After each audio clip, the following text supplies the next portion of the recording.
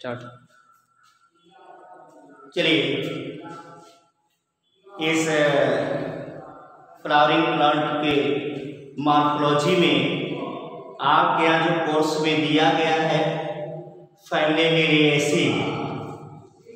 Liliaceae के किसी एक पौधे के पुष्पीय लक्षणों का वर्णन दिया हुआ है, जिसके टर्मिनोलॉजी के विषय में हमने उस दिन बताया था आपको कि किसका क्या होता है। तो देखें, हम पहले इसमें देखते हैं, यानी कि क्या फ्लावरिंग कैरेक्टर ऑफ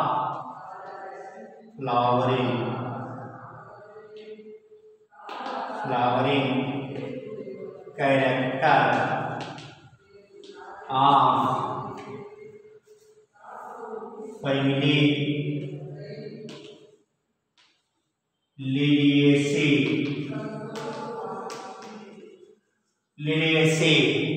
और इस जो पौधा है ओनियन मीन्स प्याज के पुष्पीय लक्षणों का जो है वर्णन करना है। जैसे जो प्याज है वो किस प्रकार का, उसका तो कल्टीवेट किया जाता है, उसकी खेती की जाती है, इसलिए हम किसको लेते हैं, ये कल्टीवेटेड हार्ब। उसका हाइब्रिड क्या है, स्वभाव क्या है उसका, पहले हाइब्रिड देखते हैं।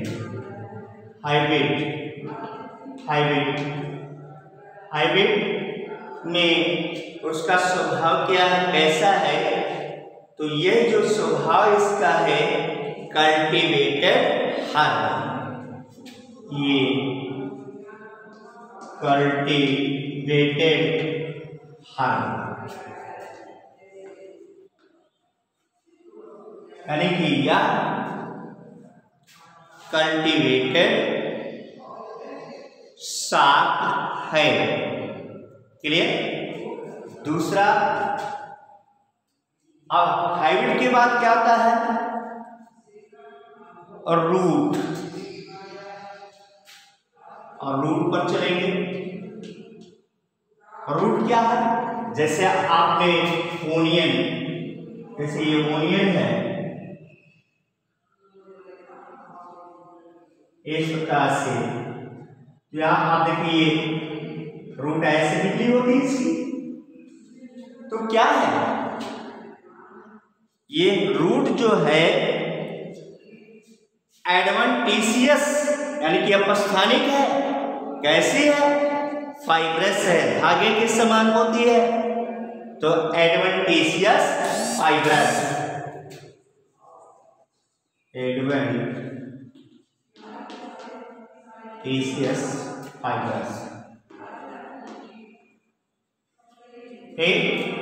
अपस्थानिक फाइब्रस होता है। ठीक, और उसके अंतर्गत क्या, रूट अपस्थानिक फाइब्रस होता है।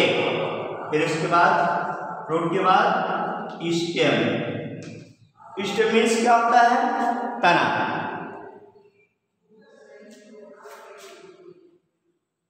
क्या होता है, तना। इसका तना जैसे आप जो खाते हो वो क्या होता है, प्याज का वो भूमिगत भाग है, जो कि मृदा के अंदर, भूमि के अंदर पाया जाता है। ठीक, तो हम इसको लिखते हैं अंडरग्राउंड बल्ब। अंडरग्राउंड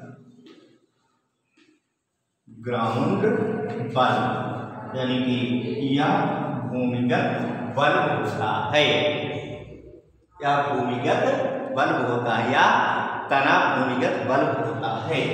फिर उसके बाद लीफ माने पत्ती। इसकी पत्ती को आपने देखा होगा कि वो खोखली होती है, मांसल होती है ना, पत्ती खोखली, मांसल एंड सिलेंड्रिकल, सीधे जाती है। ठीक, तो क्या होगा? Leaf, fleshy, fleshy, fleshy means मांसल, ऐसा अगर मांसल होता है। हालो, हालो खोखला होता है, खोखला। और कैसा? Cylindrical, cylindrical. क्लियर? तो मांसल, खोखला और सिलेंड्रिकल होता है। अब आते हैं उसकी इनफ्लोरेसेंस,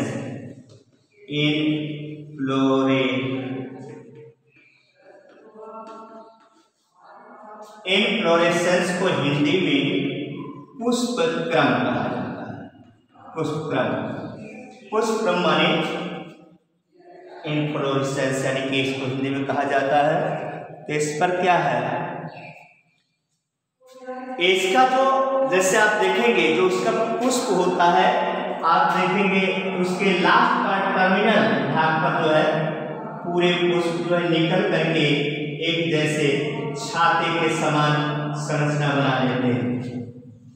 तो जब ऐसी संरचना बन जाती है तो हम इसे टर्मिनल अम्बेल कहते हैं। तो इनफ्लोरेसेंस पुष्पक्रम कैसा होता है? यानी कि पुष्पक्रम टर्मिनल अम्बेल होता है। ठीक ना? टर्मिनल अम्बेल छत्रक होता है। ठीक, फिर उसके बाद अब आता है फ्लावर। इसका फ्लावर कैसा होता है?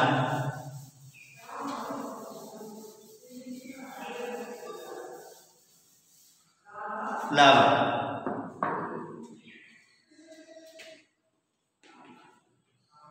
फ्लावर मीन्स पुष्प। ये जो फ्लावर है इसका, ये ब्रैक्टिएट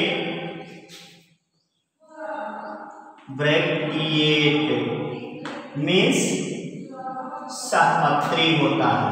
कैसा होता है? सहपत्री होता है। ब्रैक्टिएट और complete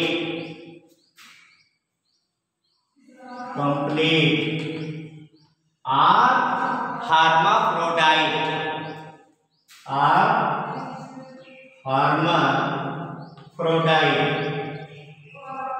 hermaphrodite,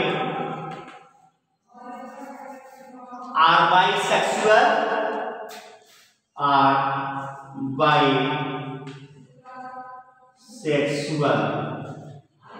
complete hermaphrodite or bisexual का मतलब ये द्विलिंगी होता है, अर्थात इसमें मेल एंड फीमेल दोनों सेक्स ऑर्गन पाए जाते हैं। और फिर क्या हमने उसमें आपसे चर्चा किया था, एक्टिनोमॉर्फिक एंड जाइगोमॉर्फिक। ये जो एक्टिनोमॉर्फिक होता है वो कैसा होता है?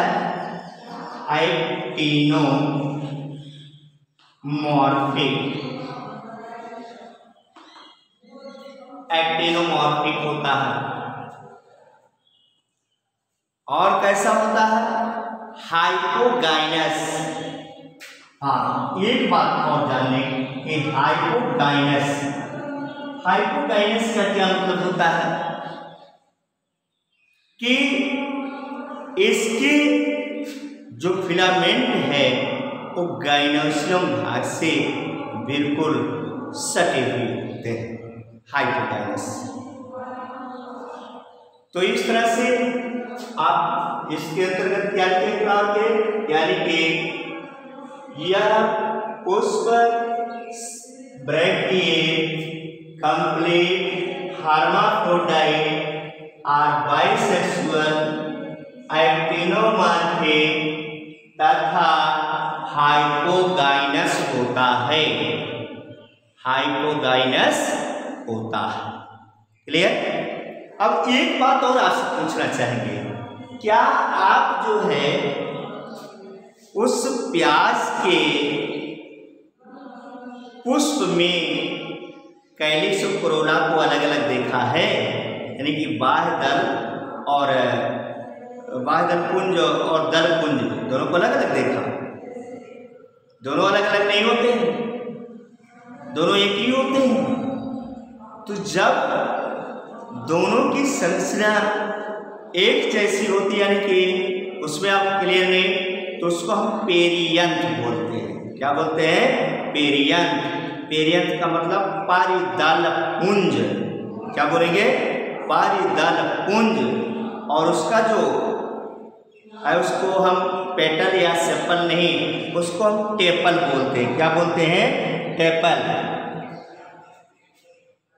ठीक, तो पेरियंथ, पेरियंथ का मतलब पारिदल पुंज। तो कितनी संख्या होती है इसकी, उसको देखें। जो टेपल है, पारिदल है, उसकी संख्या 6 होती है। कितनी होती है? 6 होती है, जो 2 चक्रों में लगे होते हैं। कितने चक्र में? 2 चक्र में, और प्रत्येक चक्र में 3-3। प्रत्येक चक्र में कितने? 3-3 टेपल पाए जाते हैं। तो हम इसको क्या लिखते हैं कि tepals, number of tepal 6 arranged in 2 rows, 3 of each। ठीक, number of tepal 6 arranged in 2 rows,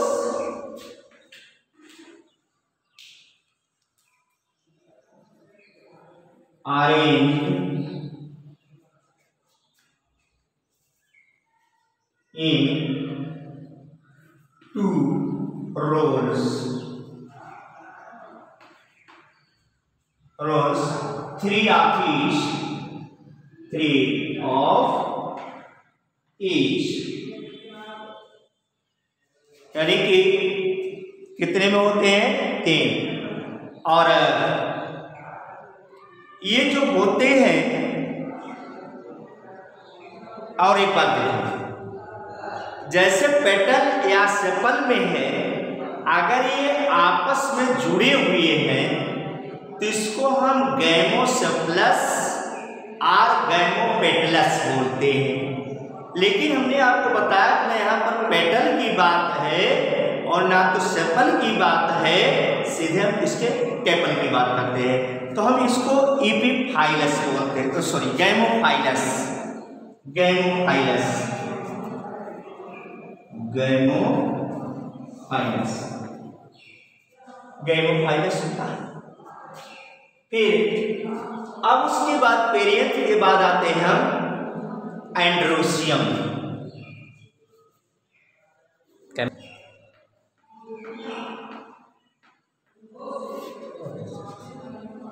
androecium, androecium का मतलब होता है कि पुंकेसर, जिसको हिंदी में आप कहते हैं जायान। क्या कहते हैं? जायान, उमंग।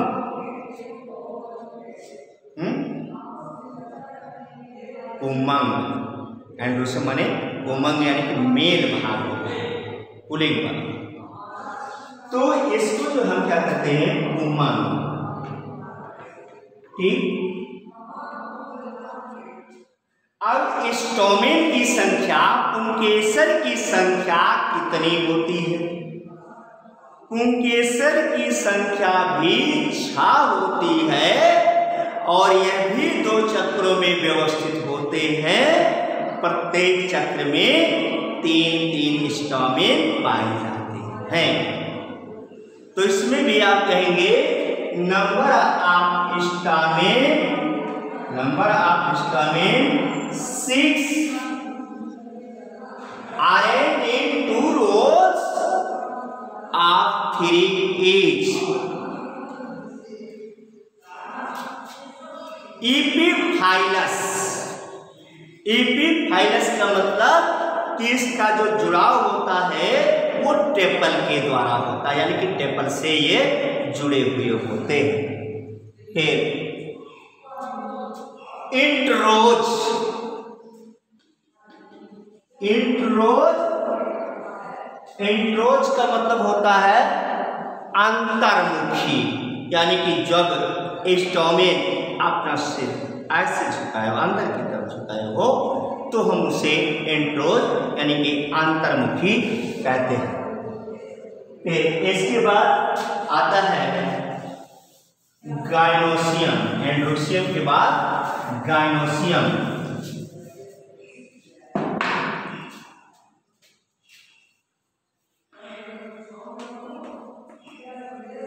इसको हिंदी में जाया। ये कैसा? ओवरी, ट्राइकार्पेलरी,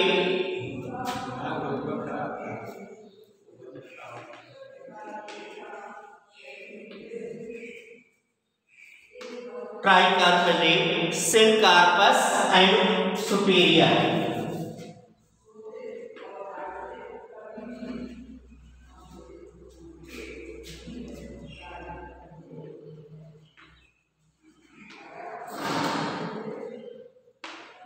ट्राइकार्पेलरी का मतलब क्या होता है कि उसके कार्पल की संख्या 3 होती है और तीनों कार्पेल जब आपस में एक दूसरे से जुड़े होते हैं, देखो 2 शब्द होता है, एक होता सिन, एक होता यपो।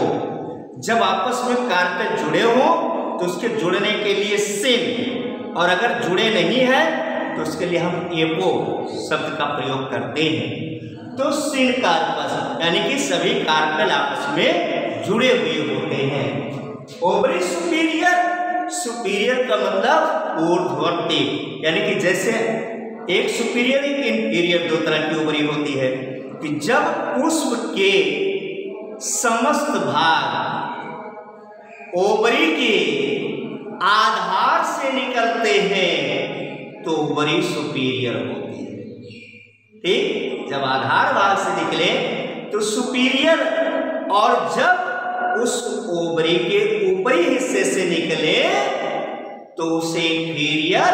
जैसे आप फैमिली कुकर बिटेसी में देखेंगे, कद्दू है, कोहड़ा जिसको बोलते हैं, या लौकी है, तरोई है, आप फूल को देखें कहाँ, वो फल के ऊपर निकलता, कोहड़ा इतना बड़ा सा, उसके ऊपर फूल निकलता है। तो जो आप खाते हैं परिपक्व अंडाशय को तो फल कहते हैं ना, तो वो जो ओवरी है उसके ऊपर से निकलता है उसमें, लेकिन यहाँ पर कैसे निकलता है?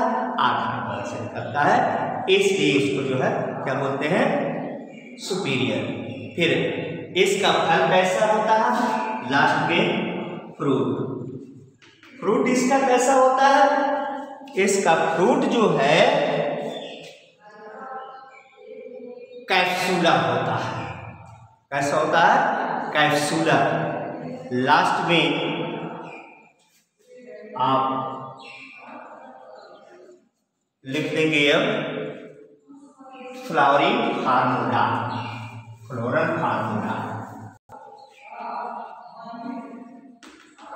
फ्लोरल फार्मूला अभी हमने आपको इंडिकेटर भी बताया था कि ब्रैक्टिएट, हमने लिख दिया, ये हमारी स्पेलिंग हो गई bracteate. hermaphrodite are complete, hermaphrodite are complete हो गया। क्लियर?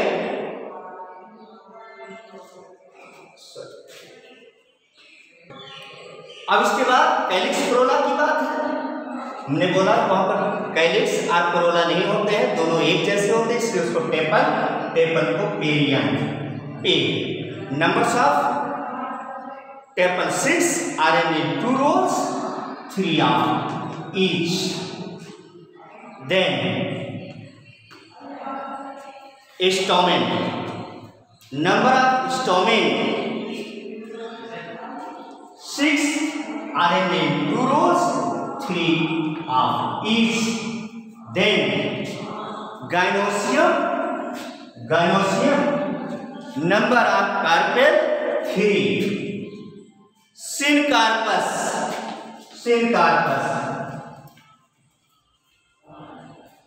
superior, syncarpus superior.